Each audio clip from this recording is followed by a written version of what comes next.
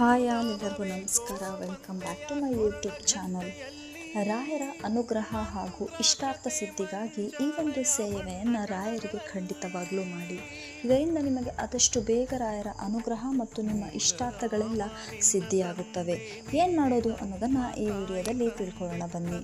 32 ಕಡಲೆಕಾಳುಗಳನ್ನು ರಾತ್ರಿ ನೆನೆಸಿಟ್ಟು ಬೆಳಿಗ್ಗೆ ರಾಯರ ಫೋಟೋ ಅಥವಾ ವಿಗ್ರಹಕ್ಕೆ ಹಾರವನ್ನು ಮಾಡಿ ಅರ್ಪಿಸಿ. ನಂತರ ಕಡಲೆಕಾಳುಗಳನ್ನು ಸಂಜೆ ತೆಗೆದು ಹಸುವಿಗೆ ನೀಡಬೇಕು. ಹೀಗೆ ಪ್ರತಿ ಗುರುವಾರದ ದಿನ ಈ ಸಂಕಲ್ಪ ಮಾಡಿ ನಿಮ್ಮೆಲ್ಲ ಇಷ್ಟಾರ್ಥಗಳು ನೆರವೇರುತ್ತವೆ. ರಾಯರ ಅನುಗ್ರಹವೂ ಕೂಡ ಪ್ರಾಪ್ತಿಯಾಗುತ್ತದೆ. ಈ ಒಂದು ವಿಚಾರವನ್ನು ನೀವು ಪ್ರತಿ ಗುರುವಾರ ಮಾಡ್ತಾ ಬನ್ನಿ. ಆಗ ನೋಡಿ ರಾಯರ ಅನುಗ್ರಹ ಹಾಗೂ ಇಷ್ಟಾರ್ಥಗಳು ಹೇಗೆ ನೆರವೇರುತ್ತೆ ಅನ್ನೋದು ನಿಮಗೆ ಗೊತ್ತಾಗುತ್ತೆ.